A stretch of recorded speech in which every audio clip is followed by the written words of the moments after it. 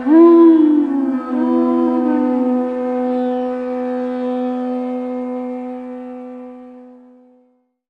Namo Bhagavate Vasudevaya.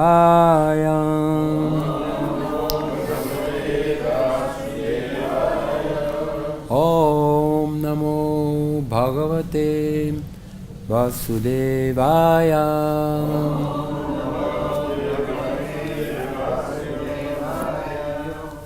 Om Namo Bhagavate Vasudevaya.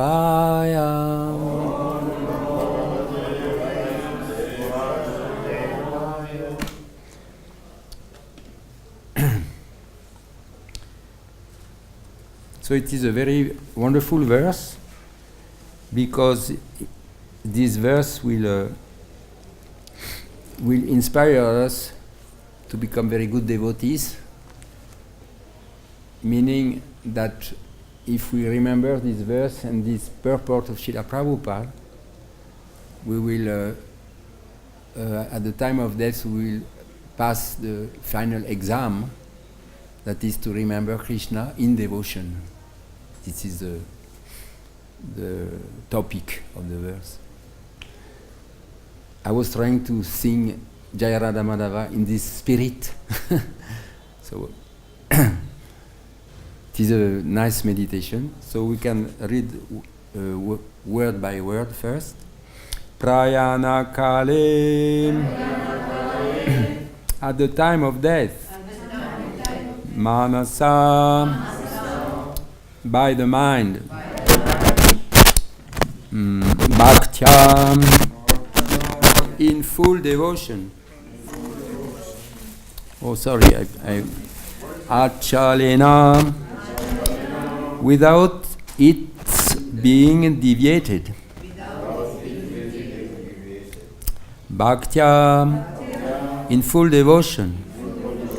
Yuktaha. Engaged. Yoga Balena. By the power of mystic yoga. Cha.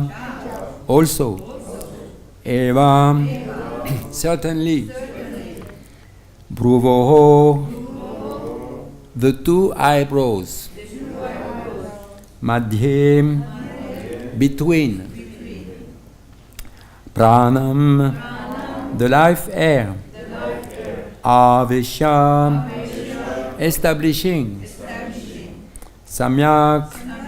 Completely. Saha. He.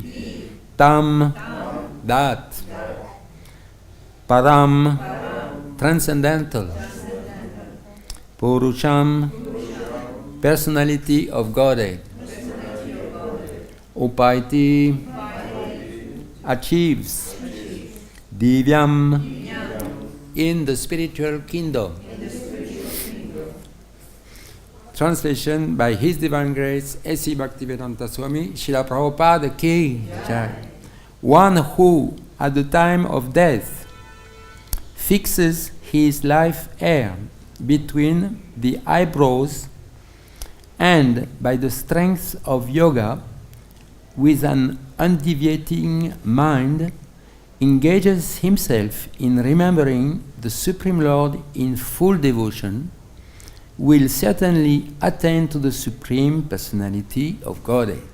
So we can all repeat together. One who, at the time of death, fixes his life air between the eyebrows, and by the strength of yoga, with an undeviating mind, engages himself in remembering the Supreme Lord, in full devotion, will certainly attain to the Supreme Personality of Godhead. Supreme Personality of Godhead. Purport. In this verse, it is clearly stated that at the time of death, the mind must be fixed in devotion to the Supreme Personality of Godhead.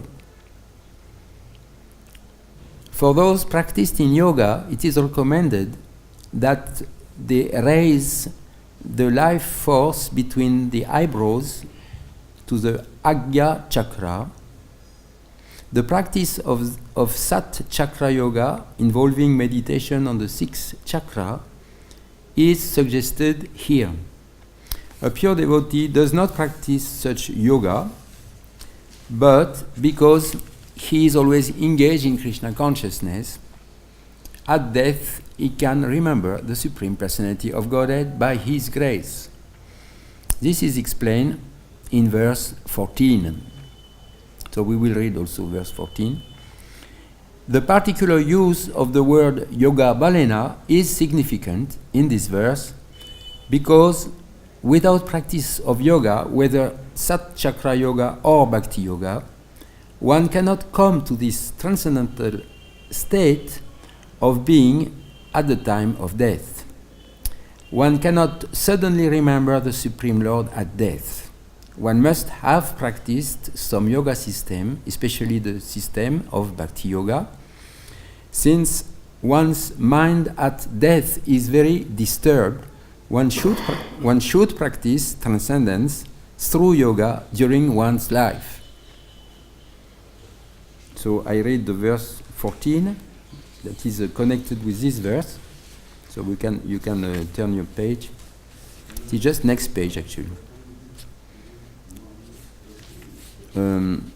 Ananya cheta satatam yomam smarati nityasha tasyaham sulabha partam nitya yuktasya yoginam. If you like, we can repeat together. Ananya cheta satatam yomam smarati nityasha tasyaham sulabha partha nitya yuktasya yoginam.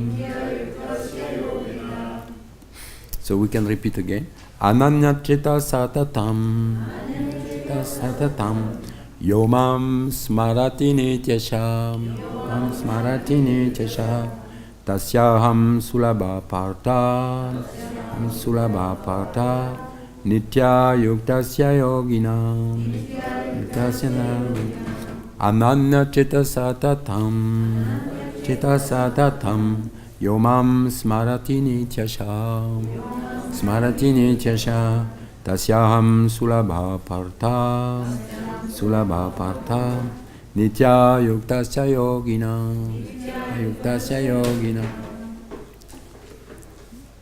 Translation: For one who always remembers me without deviation, I am easy to obtain, O son of Pritha, because of his constant engagement in devotional service. We can repeat together. For one who always remembers me without deviation,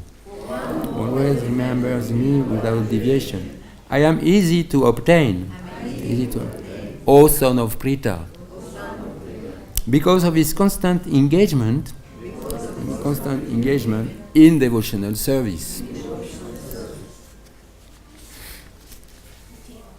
So this verse is actually more famous. This 14 is a famous verse, more than the number 10, who is more about mystic yoga or chakra yoga.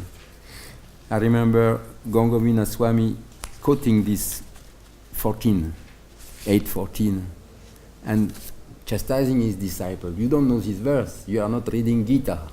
I remember. So this verse is very wonderful. I have to thank very much Mother Parvati. She asked me to give class today. For some reason, the person was unable to give, the person supposed to give class could not do it. So she asked me this morning. And I think it is really Krishna who is trying to help me in my daily meditation of trying to go back to Krishna. Because this verse is, the whole chapter is about going back to Krishna. It is entitled actually Attaining the Supreme. It is Attaining the Supreme. So it is all about that. And this particular verse, especially Prabhupada says in the purport, it is very very powerful. He says, in this verse, it is clearly stated that at the time of death, the mind must be fixed in devotion in the Supreme Personality of Godhead. And at the end of the purport, Prabhupada again says, since one's mind at death is very disturbed, one should practice transcendence through yoga during one's life. So it is very, very strong instruction of Srila Prabhupada that Prabhupada is telling us that every day we are here to practice transcendence. What is your name, Prabhu? Tadit Krishna. Tadit? Tadit Krishna. Tadit Krishna. So, nice to meet you, Hare Krishna. Thank you for coming. So, this is actually, I find very strong this purport of Srila Prabhupada, that Prabhupada is telling us, you should practice transcendence daily, now, every day, isn't it? So that at the time of death we will be able to be transcendental, to remember Krishna. There is no time to waste. We may die even today. Huh? So we have to start immediately to practice transcendence. So let's try. So I want to ask you your suggestion. What are we going to do now, immediately, to practice transcendence? So I have a few ideas. What can be done so that we are practicing transcendence? So Mataji, what is your suggestion? I have to understand what is the nature. You have to understand? Or is there a mic? Can you give me the mic behind? Because I like to... What to do to practice transcendence? What you practice? Mataji, Prabhupada telling us that we should practice transcendence every day by day.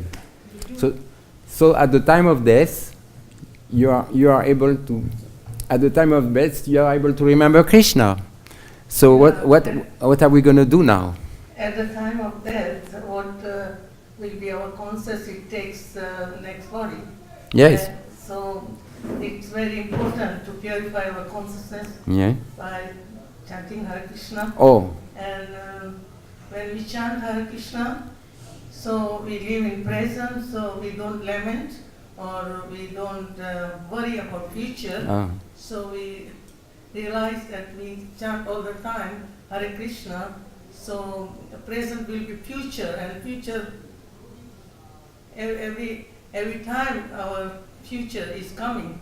But if we chant Hare Krishna, so we practice japa and we live in present, so future will be one time present. So we remember Krishna at the time of death. Wonderful. An applause, please. Thank you. Very nice. Thank you so much, Mataji. Very nice. So the suggestion of Mataji, thank you so much, is that we have to chant very nicely Hare Krishna. So do you have a suggestion? I'm of the same opinion. Of course, we must chant Hare Krishna as more as we can all day long. And besides, we must read Prabhupada's books and associate with devotees. Okay. Association is also very important. And listen as much as possible to Krishna Katha. Krishna Katha, yes. So Mataji is giving the advice that not only we should chant continually all day, but we should actually also read about Krishna and discuss and hear about Krishna among ourselves, associate with devotee. So I have a nice letter of Srila Prabhupada written in 1968 for a devotee from the west coast of America, Dayananda Prabhu. It is the early time of ISKCON, 1968. So Prabhupada is writing to the devotees. The devotees were very new. Can you imagine, 1968? So Prabhupada saying, always read and talk about Krishna between yourself. The devotees are completely new. They are 1 year in Krishna consciousness like this. And always remember that this life is but a flash only. We have to seek after our eternal life. This life is a flash, but we have our eternal life in Krishna consciousness. And be transferred, we have to seek after our eternal life in Krishna consciousness and be transferred to the spiritual world in the association of Krishna. So it is a very deep instruction of Srila Prabhupada. It takes actually the point you made that we should associate, we should speak about Krishna, should be very alert that we are using our time, very precious time to be in the remembrance of Krishna. Huh? Thank you. So Mataji, your suggestion. The main point say, I will add seva. Seva, thank you. And following the instruction of the Guru. Ah, yes. Yeah. And can you explain why seva is also important?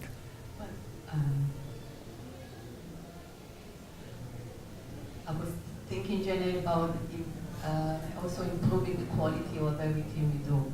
It's not just chanting, reading, associating, but improving the quality. So even by improving the service, it's become it increases the devotion. Yes.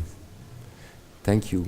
So there is a letter of Prabhupada about what you said, Mataji, that Prabhupada is telling his disciple that what is good if a devotee thinks, oh, I could have done this better. That if we think, oh, I did it so good, I am such a good devotee, I'm so sincere. This is bad. This is a bad consciousness. But if we think, actually, I could have done it much better, if I would have done it this way. And so Prabhupada was telling exactly your point, that a devotee always think how I could have done it better. It's a very nice point. Thank you. Your turn, Mataji, your suggestion. Well, the one thing that hasn't been mentioned is taking darshan of the deity. Ah, yes, thank you. Yeah. Also important, of course, just looking at the deities, you could be thinking of all nonsense also. Yeah. Or just in a material way of, oh, this is beautiful, I wonder how much that bracelet cost. Or, you could think all kind of nonsense. But I remember from what everything has been said, Prabhupada said everything that one does, he says that also, should be accompanied by the chanting of Hare Krishna. So we get back to that, like fixing the mind on Krishna. But then... Thank you. Yeah. So when I was coming, I met this man who is at the corner, who is selling beads, japa beads, and this very nice man. He knows the whole Gita by heart, and he knows so many prayers of Bhagavatam by heart also. He's very learned. So I told him I'm giving Bhagavad-Gita class on this particular verse, 8:10. Immediately he quotes me the verse. He knows. Yes. And I asked him, what do you think I could say for the class? What do you think? So he told me, you have to say that the meditation, what they call meditation nowadays, is this impersonal thing that you have to meditate on the light, or you have to meditate on the emptiness. But this is not meditation. The real meditation is to meditate on the pastimes. Meditate on the pastimes of Krishna. Meditate on the lotus feet of Krishna. Meditate on the smile of Krishna. That's why when you see the deities, Krishna smiling, it is connected with that. We meditate how Krishna is so beautiful, and we absorb an impression. Isn't it that the deities look every day different? Yes. Yeah? Yes. It's amazing, isn't it? So, thank you, Mataji. Very nice point. Please, your suggestion.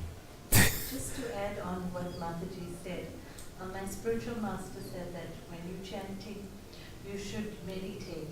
Like if you have an affinity for Krishna's baby pastimes, so you should meditate while you're chanting, and Another aspect is perform devotional service with the attitude of das and das. Can you comment of dasanudas? What do you mean, dasanudas? You are the servant of the servant of the servant. Servant, yes, servant of the servant. Thank you. Somebody has something to say about this suggestion. You have something to say. So don't let him. He has something to say. After it's your turn. After it's your turn.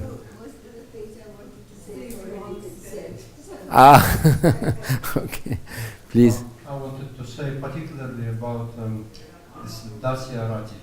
Dasya? Dasya Rati. Or Rasa. Rasa, Dasya Rasa. Because we're speaking about what does mean to be a servant. So speaking about consciousness, there is a gradation of coming from neutral relationship to Krishna to Dasya Rati. Dasya Rati sometimes is called Priti Rati. So that means overflowed with love. Out of what Krishna, out of what comes desire to be his servant. So this is like loving attitude. And when the loving attitude is still there, but it's not enough, then the consciousness might be transcendental but neutral. Neutral, and so it's still favorable. It's still favorable, even when you're impersonalist. It's still favorable. Because Krishna says in Bhagavad-Gita, from those who practice Krishna consciousness, the transcendentalists, the jnani, are the most dear to me. Because once they engage in devotional service, they start practicing devotional service, Krishna consciousness. They come very quickly to me, and they're the most pure.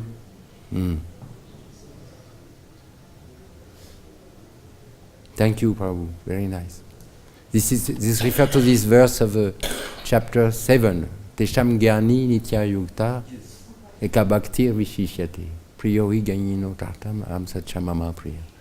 So there is 4 kind of persons who approach Krishna: the one who is in distress, the one who is in want of money, the one who is inquisitive, and the one who is in knowledge of the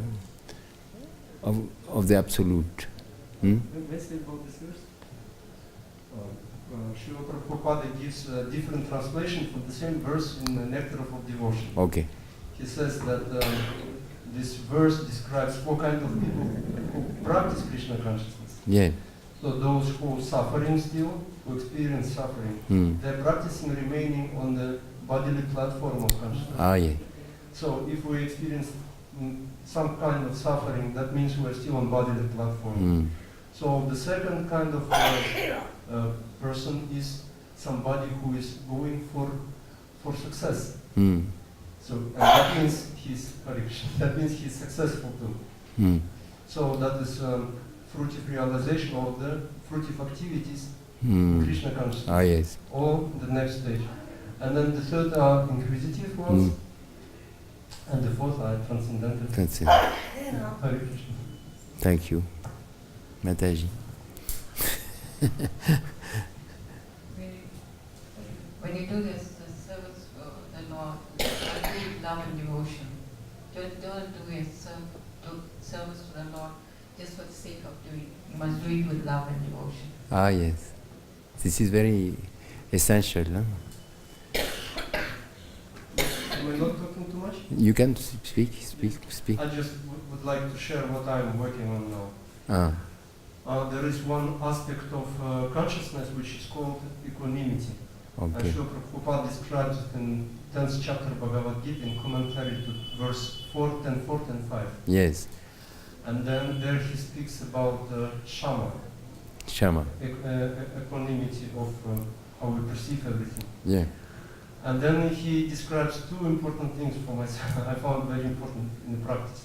One is, he says, the mind should not be over-engaged in thinking, because that is abuse of thinking power. So actually he says you don't have to think too much unless it's about Krishna. If you how to connect it with Krishna. So all the rest because all the rest of the things are plain and simple, so we can be like children, and then we are more connected with ourselves. Very nice. We can be happy and present moment. And the second thing about shaman is what I find is very destructive for devotional service is when we don't perceive devotees as spotless persons. So there is a possibility of perceiving every person, even the envious person, even the person with a lot of defects, as spotless. Because then we don't look at his material side, but at his spiritual side. That because as a soul, he's perfect. And the matter of time is just temporary, so it doesn't matter for us. And then when we see like this, we are not focused at defects of persons and our own at all. And then we rise to the platform of being very, very peaceful. Very nice. And without that... But this is the pure devotee vision. He sees no fault in anybody. Adosha Darshi. Pure devotee sees like that. He doesn't see fault in anybody. It's intermediate stage. Yeah. It's transcendental, but not necessarily pure yet. Yes. What you comment is an attitude that we want to see everybody as a. We just see that immediately. Yeah, like that. Yeah. Because if we just accept that everybody is spotless, then we are not busy with these things, with judging and thinking. Then we can start practicing with, like. Hey, it's good, but it's maybe sometimes difficult if you have some conflict with.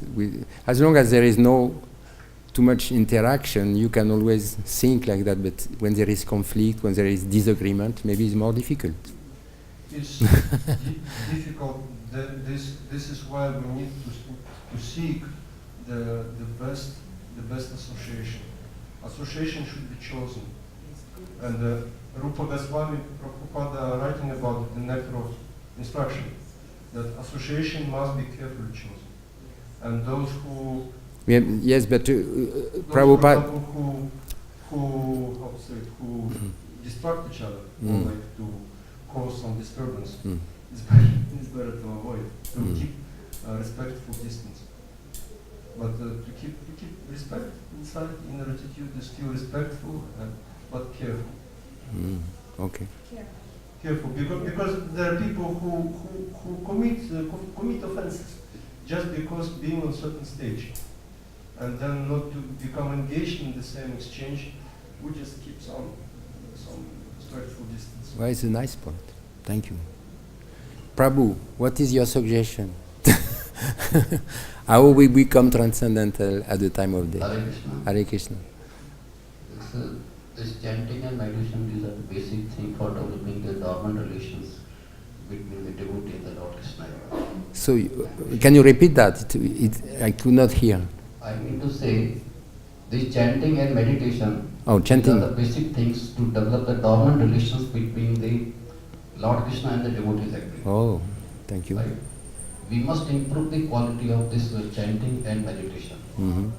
While chanting, actually, we should not speak to one another. Yes. And we should give attention to each and every word of that every chanting. Hare Krishna. Hare Krishna Krishna, Hare Hare, Hare Rama, Hare Rama, Rama Rama, Hare Hare. Right. In addition to this, actually, we should engage ourselves to the service of Lord Krishna. Our field may be different. Actually, somebody expert in cooking, serving, somebody expert in some other things. Actually, so we should utilize our expertness to the service of Lord Krishna.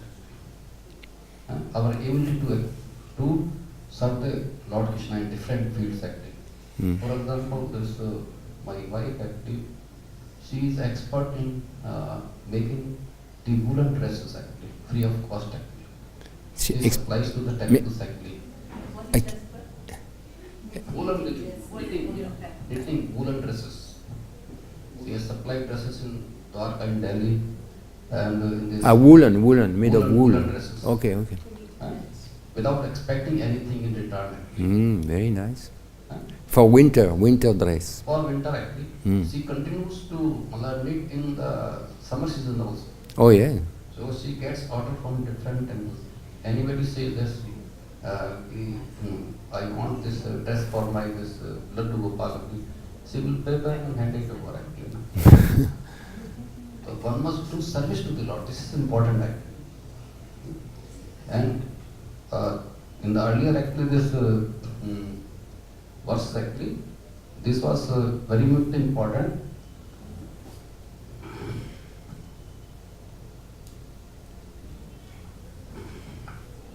One should keep in mind that one should meditate upon the Supreme Person as one who knows everything. This is verse number 9. It is a previous verse. Yes. We do chanting actually, but we must understand, as he is the oldest, Adi Purush, who is controller, who is smaller than the smallest, who is the maintainer of everything, who is beyond all material conception, who is inconceivable and who is always person. He is luminous like sun, and he is transcendental beyond this material nature, and he is a proprietor of all. Very nice.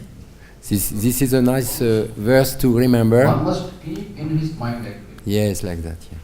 All the time actually. And Mataji or anybody else who is walking or doing service in kitchen actually, they may chant, they may sing actually this Mahamantra, Hare Krishna, Krishna Krishna, Hare Hare, Hare Rama, Rama Rama, Hare Hare. They must develop this habit actually of chanting actually, so that the time is utilized actually. And definitely if you get practice actually, so I feel that actually at the end actually you may certainly remember the Lord Krishna actually, to get it from this cycle of birth and death and miseries of this in this world actually. Thank you. Applause. Prabhu, your turn. Our relation with Krishna should come to a stage like between a lover and a loved. So it means I can cry the whole day, I love you, I love you, I love you so many times. But I'm not doing anything to please you. So the conclusion is that you have to please Krishna, because the relation between lovers is you play for him music he likes, you feed him with the food he likes. This is the relationship between lovers. I think this ideal is to come to this stage of between the relation between like a lover and beloved. Hare Krishna. Thank you. Nice point. Hare Krishna. Just as in our this family life, you all know that the family member who serves to all the members is very all loves him actually. Everybody wants actually. In the similar fashion actually, if we do service to the Lord Krishna actually with love and affection actually, without any desire actually, so definitely Krishna loves us also. This should be developed. Examples from our family life.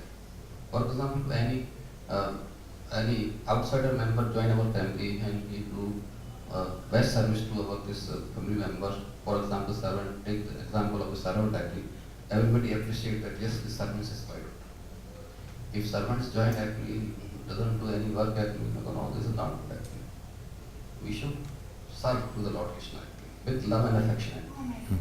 It's not be treated as a burden actually or a duty actually. We should do service with love and affection. Thank you. So Prabhu, you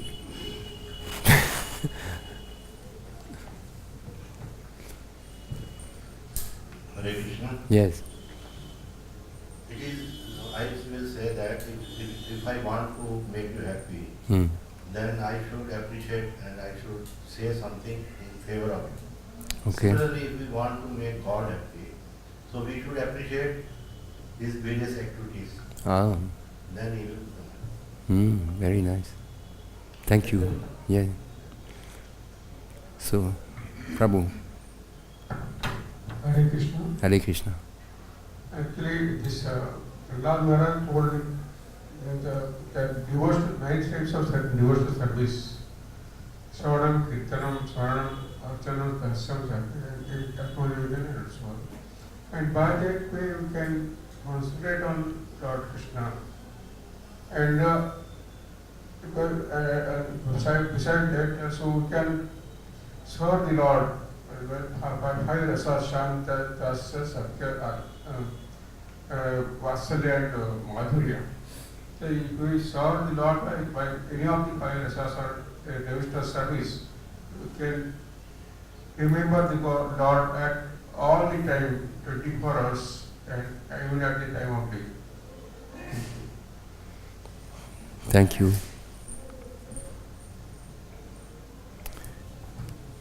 Thank you very much. So it was very inspiring. Eh? So we we did this. It is explained in the chapter 10 of Bhagavad-Gita. This the Chatushloki, huh? Chatushloki of Bhagavad-Gita. Machita madgata prana, bodayantak parasparam, katayantas chamam nityam, tushyanticha ramanticha. So we try to do that now. That exchanging realization, exchanging our understanding of how to become a good devotee, how to progress in Krishna consciousness. And we learn from each other, and we enlighten each other, and it is very encouraging. It gives us conviction, and it is very, it's very sweet and very deep way to associate among the devotees. So what I wrote a few things that there is because it is important to remember about the advanced devotee, the great devotee who are showing the best example of remembrance of Krishna, of love of Krishna, and who are they? Who are the best devotees? Huh? The gopis, Radharani, they are the super champion. Huh? So there is the pastimes. There is a series of beautiful verse from the Srimad Bhagavatam that Sanatana Goswami, he made a collection, and he called it Bhakti Rasayana. So by hearing these verses who glorify the devotees of Krishna, and we find ourselves special inspiration to become good devotees also. So simply because I promise to return to them, my fully devoted coward girlfriend struggled to maintain their lives somehow or other. The residents of Vrindavan, headed by the coward maidens, were always completely attached to me with deepest love. Therefore, when my uncle Akrura brought my brother Balaram and me to the city of Mathura, the residents of Vrindavan suffered extreme mental distress because of separation from me and could not find any other source of happiness. Dear Uddhava, so this is another verse.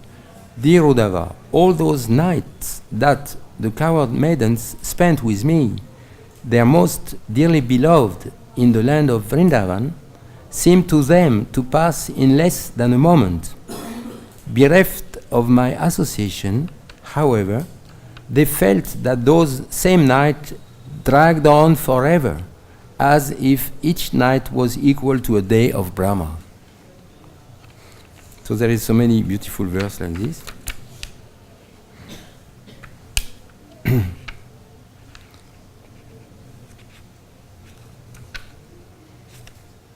can read about the cows of Vrindavan. It's very important. So yes, I want to conclude also with speaking about the cows of Vrindavan, because as I'm in the process of trying to become more cow conscious. I discovered recently by reading the Bhakti-Raghava Swami about Varnashram. Bhakti-Raghava Swami is very much involved in the developing Deva Varnashram and explain how important is the cow.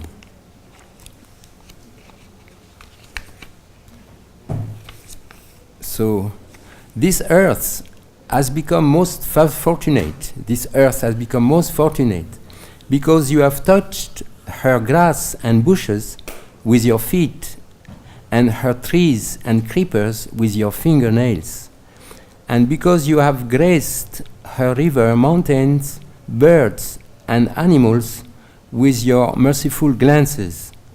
But above all, you have embraced the young coward woman between your two arms, a favor anchored by the goddess of fortune herself.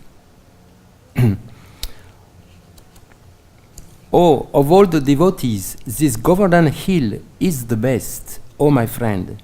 This hill supplies Krishna and Balaram, along with their calves, cows, and coward friends, with all kinds of necessities, water for drinking, and very soft grass, and caves, and fruits, flowers, and vegetables.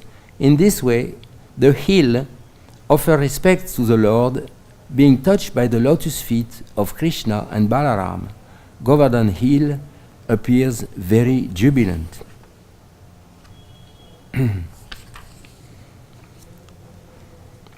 When the cows wander unto the mountainside and Krishna calls out to them with the sound of his flute, the trees and creepers of the forest respond by becoming so luxuriant with fruits and flowers that they seem to be manifesting Lord Vishnu within their hearts. So it is explained that when Krishna calls the cows, he does it with his flute. It is very extraordinary because by playing his flute, he actually calls each and every cow. And nobody else can understand. But this cow understands that the sound of the flute means Krishna calling me. And nobody else understands. Isn't it extraordinary? Yeah? So, so when Krishna does that, the trees and the creepers and of the forest, they respond to the flute playing of Krishna, and they become luxuriant with fruits and flowers. It seems that they are manifesting Lord Vishnu within their hearts. As their branches bend low with the weight of the fruits, the filaments on their trunks and vines stand erect out of the ecstasy of love of God, and both the trees and creepers pour down a rain of sweet sap. So it is very extraordinary manifestation when Krishna plays his flute. The cows understand Krishna is calling me, and the vegetation is pouring sap and manifesting flowers and fruits, and it is very extraordinary.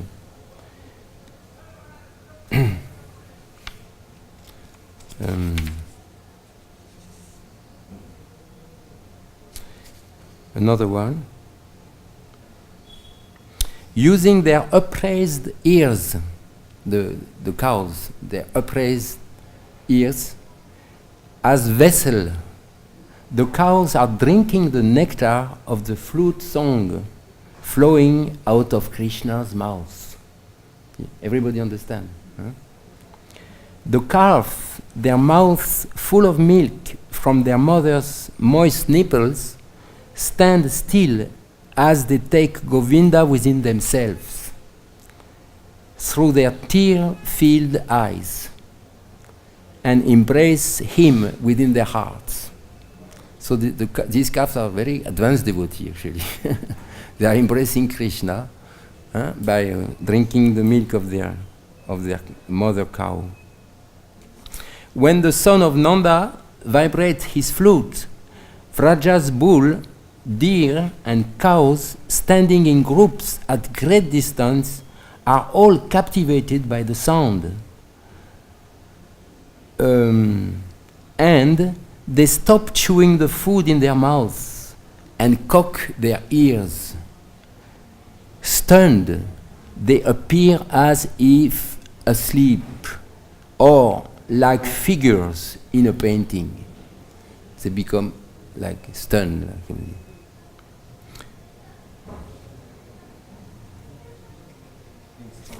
Sorry? Sadhya. Oh, yeah.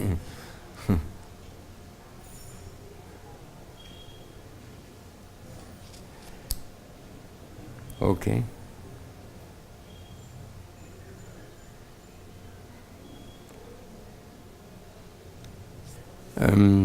So now I want to conclude by reading for you. I wrote for you what is called in English an oath.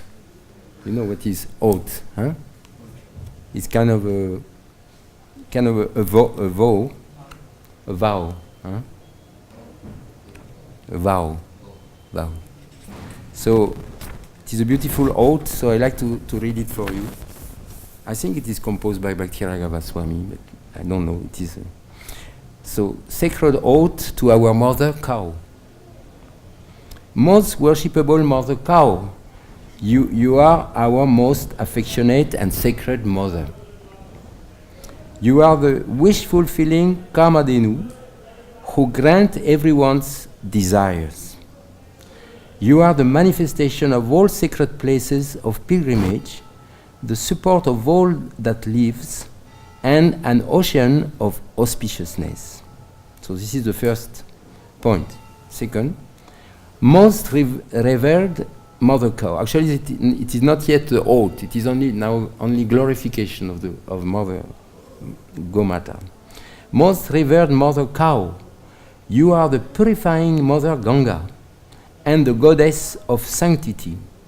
You are the healer of all diseases, the bestower of good health, and the embodiment of Maharshi Dhanvantari.